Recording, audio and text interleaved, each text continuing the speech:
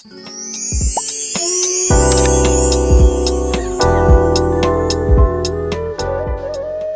श्री गुरु सत्ताय नमः। सभी को प्रणाम। पिछले वीडियो में हमने सुना, हम भगवान न बन सके, देवता न बन सके तो कोई बात नहीं, पर मनुष्य शरीर पाकर यदि हम मनुष्य न रहे तो बड़े ही कलंक की बात है। धर्म का अर्थ मनुष्यता है। मनुष्यता अर्थात पशुता से ऊपर उठना। मनुष्य बने रहने का अर्थ है आत्म भावना का परिष्कार। भगवान कृष्ण ने गीता में दैवी संपदा के रूप में कई नैतिक मूल्यों के बारे में बताया है, जिनका पालन करके जिन्हें अपने व्यवहारिक जीवन में उतारने का प्रयास करने पर हम श्रेष्ठ मानव बन सकते हैं। आइए इसी क्रम को आगे बढ़ाते हैं। पशुओं जैसा जीवन त्यागिए। परम पूज्य गुरुदेव आगे लिखते हैं, हम श्रेष्ठ मानव कहलाने के अधिकारी हो सकते हैं, पर आवश्यकता इस बात की है कि पहले हम पशुवत जीवन त्यागने को तैयार हों। मनुष्य और पशुओं में ये अंतर है कि मनुष्य अपनी इच्छाओं और आकांक्षाओं को उठता उमंगता अनुभव करता है, लेकिन पशु नहीं। यो मनुष्य और पशु में बुद्धि का अंतर भी है, पर वह गौण है। कई प्राणी मनुष्य से भी अधिक बुद्धिमान होते हैं। मनुष्य के अंदर इच्छा आकांक्षाओं के ज्वार निरंतर उठते हैं और उनकी प्रेरणाओं से ही मनुष्य नई नई उपलब्धियां प्राप्त करता है, जबकि पशुओं में सीमित इच्छाएं होती हैं या फिर वे अपनी नैसर्गिक आवश्यकताओं की पूर्ति के लिए ही बुद्धि का प्रयोग करते हैं। कहने का आशय ये है कि आकांक्षाएं ही मनुष्य की बौद्धिक क्षमता को गति देती हैं, उन्हें सक्रिय करती हैं। अन्य प्राणी न स्वास्थ्य की कामना करते हैं, न धन चाहते हैं, न ही उन्हें इस बात की चिंता है कि उनका प्रभाव क्षेत्र कितना व्यापक है, न ही वे यश की कामना करते हैं। मनुष्य ही है जिसके मन में कामनाएं आकांक्षाएं उठा करती हैं और वो उन आकांक्षाओं की पूर्ति में व्यस्त हो जाता है। सामान्य मनुष्य स्वास्थ्य, धन, यश और प्रभाव की कामना करता है। उसके मन में इन्हीं के कल्पना चित्र स्थिर हुए नहीं कि वो इनकी पूर्ति में लग जाता है। उसकी मानसिक शक्तियां उस चित्र को साकार करने में जुट जाती हैं। उसके शारीरिक क्रियाकलाप अपनी आकांक्षाओं को पूरा करने के लिए सक्रिय होने लगते हैं।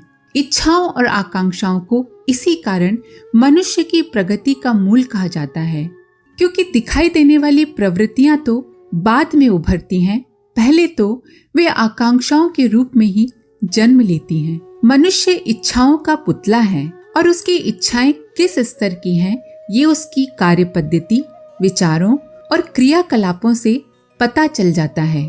इच्छाओं और आकांक्षाओं के चक्कों पर ही मनुष्य के जीवन की गाड़ी दौड़ती है, अन्यथा उसकी सामान्य आधारभूत आवश्यकताएं तो इतनी थोड़ी सी हैं कि वे थोड़े से समय और थोड़े से श्रम द्वारा ही पूरी हो सकती हैं।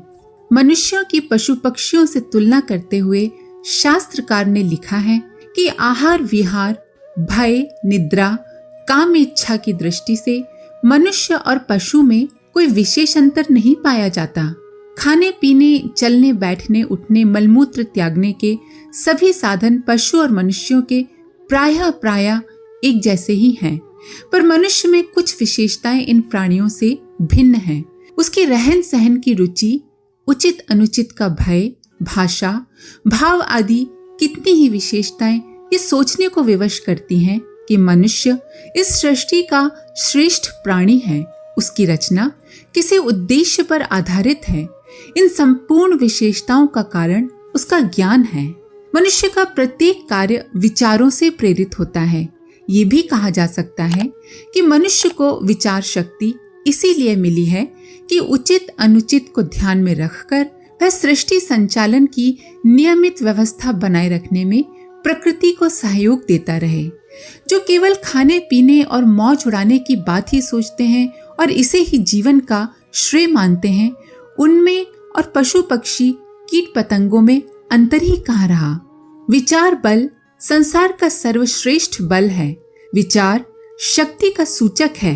पशु निर्विचार होते हैं, इसीलिए किसी प्रकार का संगठन बनाकर अपने प्रति किए जा रहे अत्याचारों का प्रतिवाद नहीं कर सकते और इसीलिए शारीरिक शक्ति में मनुष्य से अधिक सक्षम होते हुए भी पराधीन हैं। विश्रृंखलित उबड़ खाबड़ धरती को क्रमबद्ध व सुसज्जित रूप देने का श्रेय मनुष्य को है। घर, गांव, शहर, देश आदि की रचना सुविधा और व्यवस्था की दृष्टि से कितनी अनुकूल है। अपनी इच्छाएं, भावनाएं दूसरों से प्रकट करने के लिए भाषा, साहित्य और लिपि की महत्ता भला किससे छिपी है। आध्यात्मिक अभिव्यक्ति और सांसारिक आह्लाद प्राप्त करने के लिए कला, कौशल, लेखन, प्रकाशन की कितनी सुविधाएं आज उपलब्ध हैं। ये सब मनुष्य की विचार शक्ति के परिणाम हैं। मनुष्य को अगर ज्ञान न मिला होता तो वो भी रीछ वानरों की तरह जंगलों में घूम रहा होता। सृष्टि को सुंदर रूप मिला है तो वह मनुष्य की विचार शक्ति का प्रतिफल है। विचारों का उपयोग निसंदेह अतुल्य है। विचारों की विशिष्ट शक्ति का स्वामी होते हुए भी मनुष्य का जीवन निरुद्देश्य दिखाई दे तो इसे दुर्भाग्य के अलावा और क्या कहा जाएगा। जिसके कार्यों में कोई सूझ ना हो, विशिष्ट आधार ना हो, उस जीवन को पशु जीवन कहें तो इसमें अतिशयोक्ति क्या है। प्रत्येक प्राकृतिक पदार्थ किसी न किसी उद्देश्य से निर्मित है। सूर्य प्रतिदिन आसमान में आता है और लोगों को प्रकाश, गर्मी और जीवन देने का अपना लक्ष्य पूरा करता है। वृक्ष, वनस्पति, वायु, जल, समुद्र, नदियां सभी किसी न किसी लक्ष्य को लेकर चल रहे हैं। इस संसार में यही व्यवस्था है और इसीलिए प्रत्येक वस्तु, प्रत्येक पदार्थ अपनी अवस्था के अनुसार अपने कर्तव्य कर्म पर स्थिर है। मानव जीवन की महत्ता इसमें है कि हम वर्तमान साधनों का उपयोग अंतर्दर्शन या आत्मज्ञान प्राप्ति के लिए करें। उद्देश्य का मार्ग बहुधा किसी विशिष्ट दिशा की ओर ही होता है। जैसा जीवन दूसरे प्राणी जीते हैं वैसा ही हम भी जिएं तो हमारी विचारशीलता का महत्व ही क्या रहेगा। उद्देश्य कभी श्रमहीन और मात्र सांसारिक नहीं हो सकते। यदि ये विचार बना लिया कि हमारा उद्देश्य जीवन मुक्ति है तो अभी से इसकी पूर्ति में लग जाइए। एक बार लक्ष्य निर्धारित कर लेने के बाद अपनी संपूर्ण चेष्टाओं को उसमें जुटा दीजिए। अपने धैर्य से विचलित न हो। जो राह पकड़ी है उस पर दृढ़ता पूर्वक चलते रहें। तब देखेंगे कि आप कितनी शीघ्रता से अपना जीवन लक्ष्य प्राप्त कर सकते हैं। महापुरुषों का ये प्रधान सद्गुण है कि वे अपने जीवन उद्देश्य से कभी नहीं डिगते। महापुरुषों के जीवन में उद्देश्य की एकता और तल्लीनता, लगन और तत्परता बड़े ऊंचे दर्जे की पाई जाती है। आपकी महानता की कसौटी भी इसमें है कि आप अपने लक्ष्य के प्रति कितने आस्थावान हैं। उसकी पूर्ति के लिए आप कितना त्याग और बलिदान करते हैं। उद्देश्य बना लेना ही पर्याप्त नहीं हो सकता। ये भी परखना पड़ेगा कि आपका ध्येय, आपका लक्ष्य कितना मूल्यवान है। उद्देश्य अगर उच्च न हुआ तो परिस्थिति बदलते ही उस विचारणा का बदल जाना भी संभव है। असाधारण लक्ष्यों में ही वह शक्ति होती है जो मनुष्य को नियमित प्रेरणा देती रहे और उसे उत्साह से ओतप्रोत रखती रहे। मंजिल तक पहुंचने में जो बाधाएं आती हैं, उनसे संघर्ष करने और धैर्यपूर्वक अंत तक डटे रहने की क्षमता लक्ष्य की उत्कृष्टता से ही संभव होती है। इसमें संदेह नहीं है कि जीवन लक्ष्य प्राप्ति कठिन प्रक्रिया है, किंतु इस प्रकार उद्देश्य संरक्षण से ही मनुष्य का नैतिक विकास होता है। जो अपने शरीर और मन को कष्टपूर्ण कसौटी में भली भांति कस लेते हैं, उन्हीं का चरित्र उज्जवल बनता है। नैतिक विकास और चारित्रिक संगठन ही आध्यात्मिकता का विशुद्ध उद्देश्य है। विकारों का दूर करना और सद्गुणों का अभिवर्धन भी धर्म है। इसीलिए आध्यात्मिक, धार्मिक एवं नैतिक विकास के साधकों को सर्वप्रथम अपने जीवन का महान लक्ष्य निर्धारित करना चाहिए। उद्देश्य की आंच पर तपाई हुई आत्माएं ही संसार का कुछ कल्याण कर सकती हैं। जिनके जीवन का कोई उद्देश्य नहीं, उनमें और पशुओं में कोई अंतर नहीं होता। इसीलिए ये आवश्यक है कि हम स्व मूल्यांकन करें कि हमारे जीवन का लक्ष्य क्या है। कहीं ये पशुओं की भांति पेट प्रजनन तक तो सीमित नहीं है। लक्ष्य की श्रेष्ठता ही हमें मानव से महामानव और देव मानव बना सकेगी। याद रखें, उच्च लक्ष्य ही जीवन को उच्च बनाता है।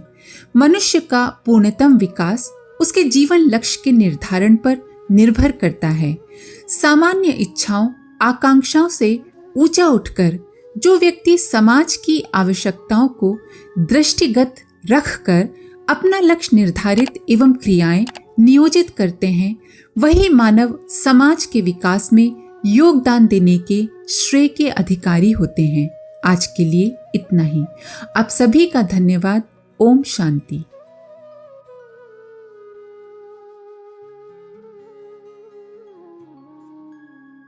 हमारे YouTube चैनल को सब्सक्राइब करें और बेल आइकन को दबाकर ऑल पर क्लिक करें ताकि आने वाले सभी वीडियोस की नोटिफिकेशन आपको मिलती रहे।